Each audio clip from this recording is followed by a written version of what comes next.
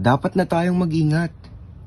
Ito ang bigkas ni Felipe sa kanyang mga kapwa baboy nang malaman ng bagong virus na nakakaapekto sa mga baboy. Narinig ko sila Mang Tinoy, nakausap ang ibang magbababoy dito sa bayan na nagkaroon daw ng malawakang pagbasura sa mga baboy na apektado nito, ani ni Facundo. Tiyak na maaari natin itong ikamatay at maaapektuhan ang ating grupong baboy. Ito naman ang sinabi ni Feli. Umabot na sa mga baboy ang bagong virus na kung tawagin ay ang African Swine Fever o ASF. Ang sakit na ito ay nakukuha ng mga baboy at lubos na nakakahawa. Pagka nagkaroon ng pisikal na ugnayan ang mga apektadong baboy sa ibang mga baboy. Si Facundo naman ay nakarinig pa ng bagong impormasyon kay Mang Tinoy.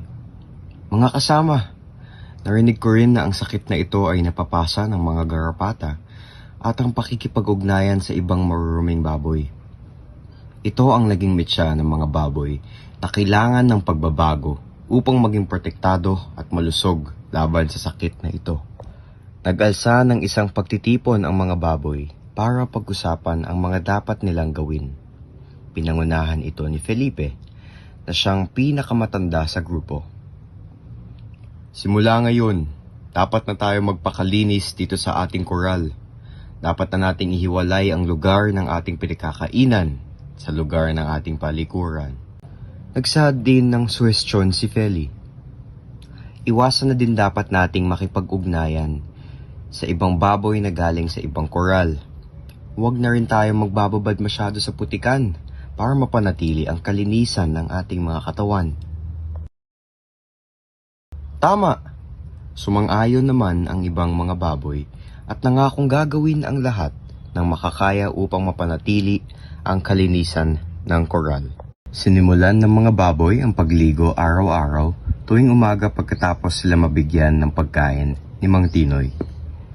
Hindi na din sila dumudumi kung saan-saan at hiniwalay na ang lugar ng kainan sa malinis na pwesto ng koral at sinigurado ni Facundo na ang lahat ng kanyang kapwa baboy ay hindi na nagbababad sa putikan.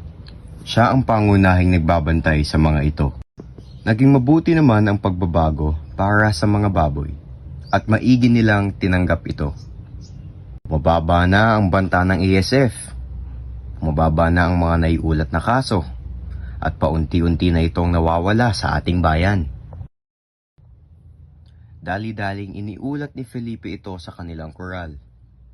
Dahil dito ay natuwa ang mga baboy sa impormasyon na hatid ni Felipe. Yes! Nawawala na ang sakit!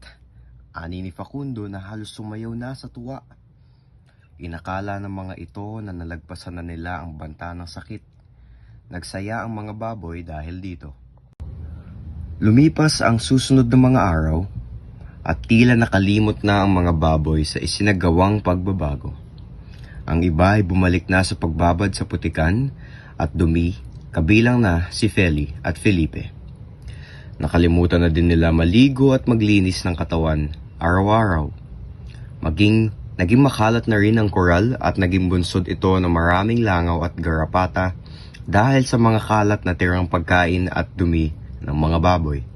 At dahil sa mabuting balita, nakalimot na ang mga baboy sa kanilang layuning pagbabago. Nagdaan ng ilang araw at patuloy na nagpabaya ang mga baboy hanggang sa nakaramdam si Facundo ng pagsusuka. Nawalan rin ito ng gana kumain at lubos na nanghina. Pagkagising ko kanina, ay bigla akong nakaramdam ng sama ng pakiramdam. Nanghihina ako. Ito ang bigkas ni Facundo kay Felipe.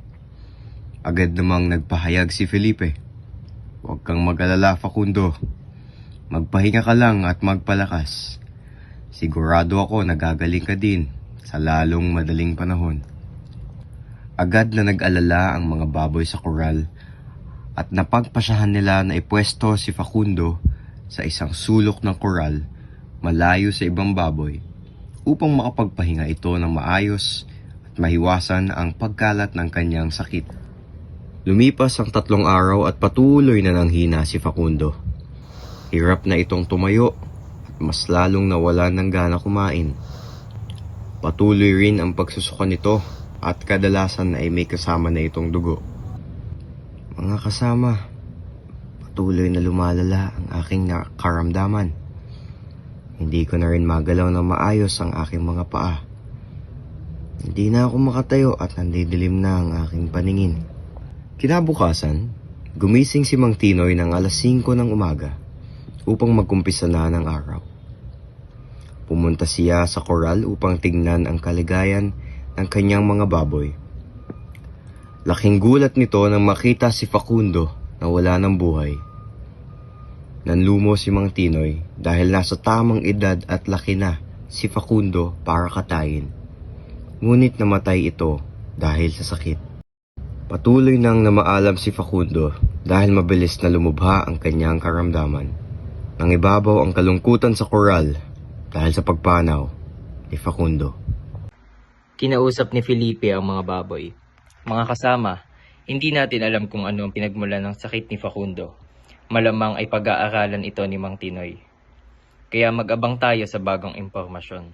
Sa ngayon, mag-ingat tayong lahat at patuloy na kumain at maging malusog upang makaiwas sa sakit, sabi ni Feli na nagluluksa sa pagkamatay ni Facundo. Lumipas ang ilang araw at nalaman na rin ni Mang Tinoy ang ikinamatay ng kanyang baboy.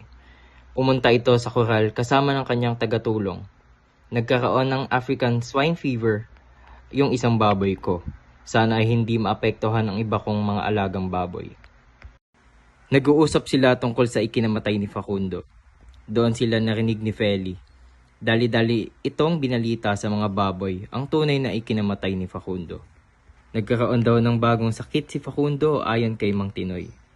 Ito ang naging dahilan ng kanyang pagkamatay, kwento ni Feli. Ito ay naging bunga ng ating pagpapabaya. Masyado tayong naging kampante na hindi tayo madadapuan ng sakit. At ito ang naging resulta ng ating pagkukulang.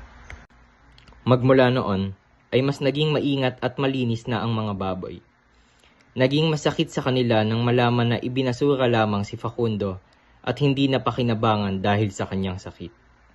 Nangunguna na palagi si Felipe at Feli para siguraduhin na malinis at malusog ang mga baboy sa koral. Naging malaking inspirasyon sa kanila si Facundo. Facundo, masaya ako na naging parte tayo ng buhay ng isa't isa. Dahil sa iyong sakripisyo, namulat ang aming mga mata at nagkaroon ng permanenteng pagbabago sa aming pamumuhay.